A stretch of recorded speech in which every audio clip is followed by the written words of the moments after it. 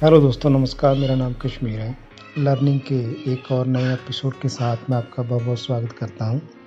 जैसे कि आप जानते हैं कि मैं डिसिप्लिन के ऊपर जो अभी वीडियोस लेटेस्ट है उनकी फॉर्मेशन कर रहा हूं। तो डिसिप्लिन के ऊपर मैंने आपको बताया था कि डिसिप्लिन का एजुकेशन के साथ क्या रिश्ता है, क्या रिलेशनशिप है, क्या संबंध है, और इसी डिसिप्लिन का रिलेशन जो बच्चे के साथ है वो कैसा है, जो मेरी लेटेस्ट वीडियो थी। तो दोस्तों, अगर आप मेरे चैनल पे नए हैं तो प्लीज़ लाइक कीजिए, शेयर कीजिएगा और सब्सक्राइब कीजिए मेरे चैनल को, ताकि आपको लेटेस्ट वीडियोस जो है मिल सके।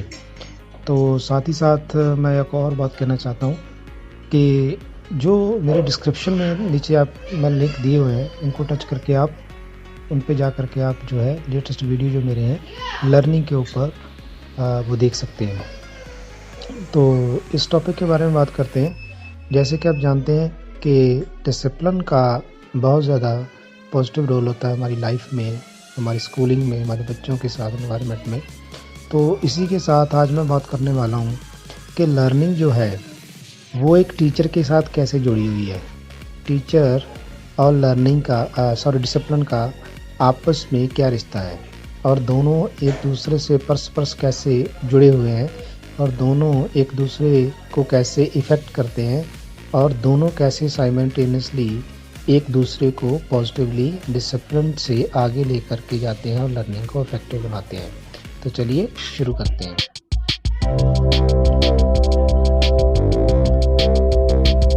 तो दोस्तों, जैसे मेरी पिछली वीडियो में आपने देखा था कि जो मेन जो सेंटर पॉइंट होता है वो चाइल्ड होता है। चाइल्ड के ऊपर ही सारी की सारी सिस्टमेटिकली एजुकेशन जो सिस्टम है वो डिपेंड करता है, और उसी के इर्द गिर्द घूमता है, और उसी को हमने समाज में इस योग्य बनाना होता है कि वो अपने आप को एडजस्ट कर सके, अपने आप को एनवायरनमेंट के साथ डाल सके, और फ्रूटफुली जो है, सेटिस्फैक्ट्री जो है, अपनी लाइफ जो है वो व्यतीत कर सके।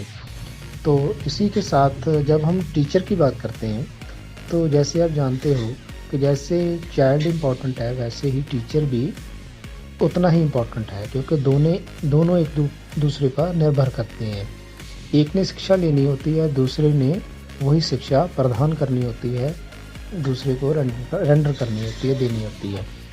तो दोनों में परस्पर एक तरह का बाउंड बनता है, एक तरह का बिल्कुल समझिए कि जैसे एक दूसरे के साथ लेन देन बनता है। एक की डिपेंडेंस दूसरे पे और दूसरे की डिपेंडेंस पहले से बनती है, तभी एजुकेशन जो प्रोसेस है वो चल पाता है। तो जब हम टीचर की बात करते हैं, तो टीचर जो है सबसे पहले उसमें कुछ क्वालिटीज़ होनी चाहिए कि वो डिसिप्लिन के साथ लाई कर सके। हाँ, जैसे मैंने अपनी पिछली वीडियोस में बताया था कि teaching is not everybody cups of T. तो हर एक के बस की बात नहीं है टीचिंग के लिए आपको पूरी तरह से अंदर से तैयार होना होगा। टीचिंग के लिए आपके अंदर उत्साह होना चाहिए, मोटिवेशन होनी चाहिए, तभी जो है आप टीचिंग के लिए अच्छी तरह से। ऐसा बिल्कुल नहीं है कि जैसे मैं घर से निकला और मैंने सोचा कि मैं टीचिंग करने जा रहा हूँ और मैंने टीचिंग नहीं प्ले कर दी, टीचिंग जो है करनी शुरू कर दी। तो ऐसा बिल्कुल नहीं है। टीचिंग और टीचर के लिए एक चीज़ बहुत ज़रूरी है, वो है हमारा ज़ील। अंदर से हमें मोटिवेटेड होना चाहिए। सबसे पहले कुछ काम कोई भी करना हो, नॉट ओनली टीचिंग, आपको कोई भी काम करना हो तो आप जानते हो सबसे पहले आपको क्या करना होगा, अंदर से तैयारी करनी होगी। तो डिसिप्लिन ये कहता है कि आपको डिसिप्लिन्ड वे में, एक अनुशासित ढंग से जो है अपने आप को अंदर से तैयार करना होगा।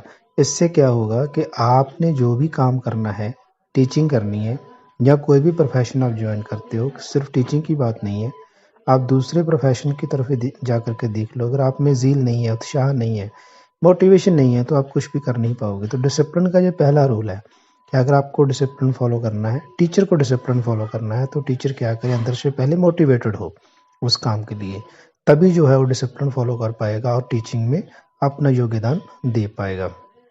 जैसे मैंने पहले भी बताया, दूसरी बात कि जो विलिंग टू टीच होती है, आपकी इच्छा होती है अंदर कि मैंने टीच करना है, मुझे इंटरेस्ट है, मुझे शौक है, तो डिसिप्लिन का ये पहला रूल बन जाता है। जब आप किसी चीज़ के लिए विलिंग हो जाते हो तो नेचुरली आप डिसिप्लिन फॉलो करोगे। तो टीचर एज ए जब टीचिंग परफॉर्म करता है तो वो अंदर से विलिंग होता है कि मैंने टीच करना है। अगर टीच करना है तो उसको डिसिप्लिन फॉलो करना होगा, तो डिसिप्लिन में अपने आप को ढाल पाएगा।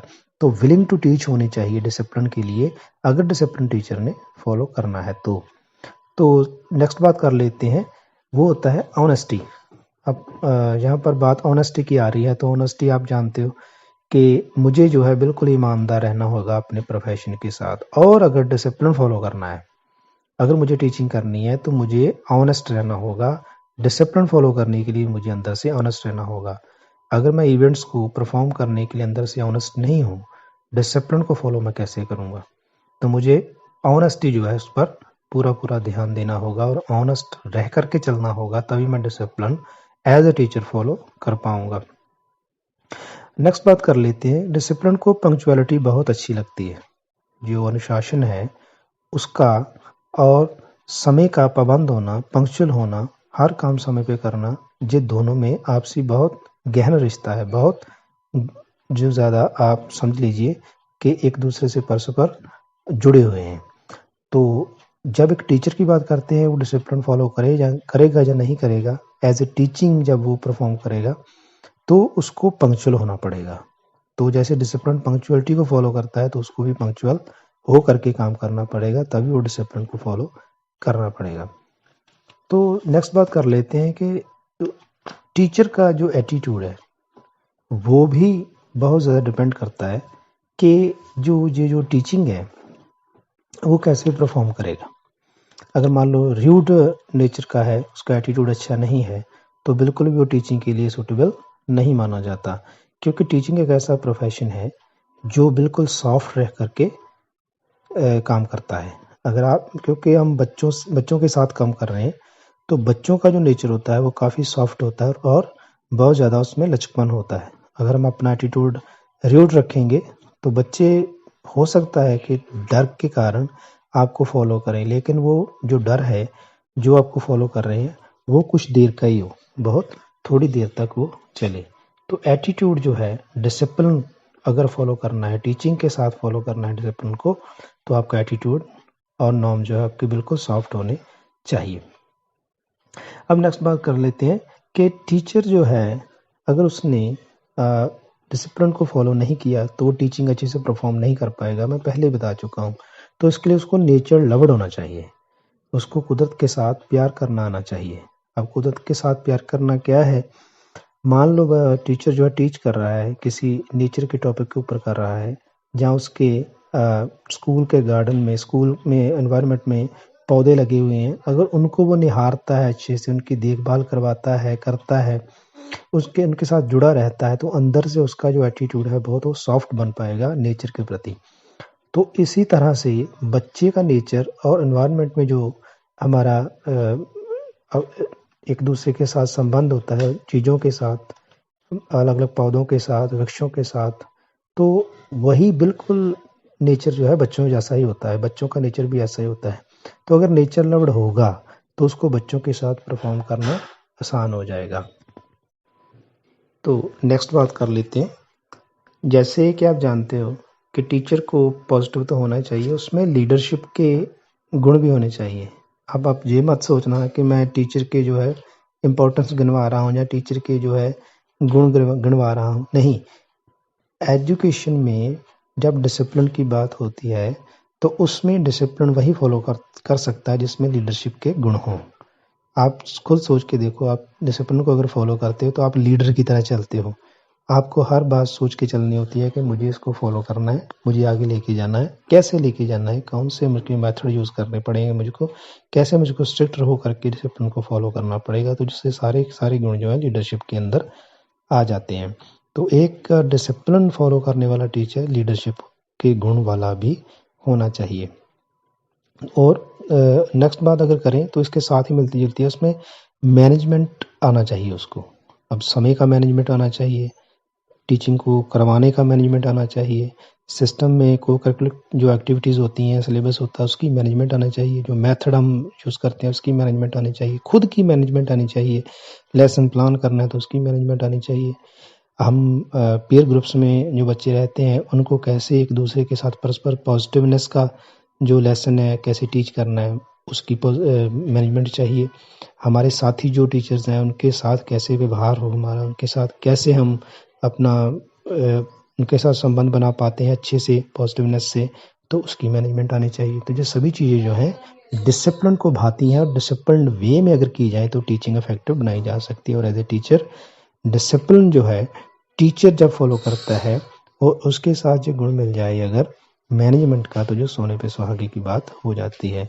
इन सभी का अगर हम पॉजिटिव बात देखें तो आप लाल बहादुर शास्त्री जी की बात कर सकते हैं, पंडित जवाहरलाल नेहरू जी की बात कर सकते हैं, आप अब्दुल कलाम आज़ाद जी की बात कर सकते हैं, और APJ अब्दुल कलाम की बात कर सकते हैं आप, ठीक है ना। रतन टाटा जी हैं, रविंद्रनाथ टैगोर हैं, महात्मा गांधी हैं, ऐसी बहुत सारी पर्सनैलिटीज़ हैं जिनमें ये सारे गुण विद्यमान थे। तो ये सभी लोग जो थे सिर्फ गुण लेकर के नहीं चलते थे, एक डिसिप्लिन फॉलो करते थे इन गुणों के साथ। तो जब एक टीचर को टीचिंग परफॉर्म करनी है तो आप याद रखिए हमेशा उनको ये गुण फॉलो करने पड़ेंगे, तभी वो डिसिप्लिन फॉलो करें। एक्चुअली में होता क्या है, एक बहुत सिंपल सी बात है, अगर हम किसी मान लो डिसिप्लिन को फॉलो कर रहे होते हैं तो ये गुण हमारे में होते हैं। अगर इन ये जो गुण हैं हमारे अंदर होते हैं तो एक्चुअली में हम डिसिप्लिन क्या कर रहे होते हैं, फॉलो कर रहे होते हैं। तो ये बात जो है एक दूसरे से काफ़ी जुड़ी हुई है। सो आपने ध्यान से सुना, मैं बहुत बहुत आपका धन्यवाद करता हूँ। ये टॉपिक मेरा यहाँ पर समाप्त हो रहा है। नेक्स्ट टॉपिक तक मैं आपसे इजाज़त चाहूँगा, उससे पहले मैं फिर से रिक्वेस्ट करूँगा प्लीज़ मेरे इस चैनल को सब्सक्राइब कीजिए, लाइक कीजिए, शेयर कीजिए और दूसरों को बताइए और ख़ुद भी कमेंट कीजिए कि मैं कैसे परफॉर्म कर रहा हूँ। आपको बताने में अगर मैं कुछ चूक रहा हूँ, कुछ बात रह गई है तो मुझे कमेंट बॉक्स में जा कर के कमेंट करके बताएं। मेरे चैनल को लाइक ज़रूर कीजिएगा और नेक्स्ट वीडियो तक मैं आपसे इजाज़त चाहूँगा। तब तक के लिए धन्यवाद, नमस्कार।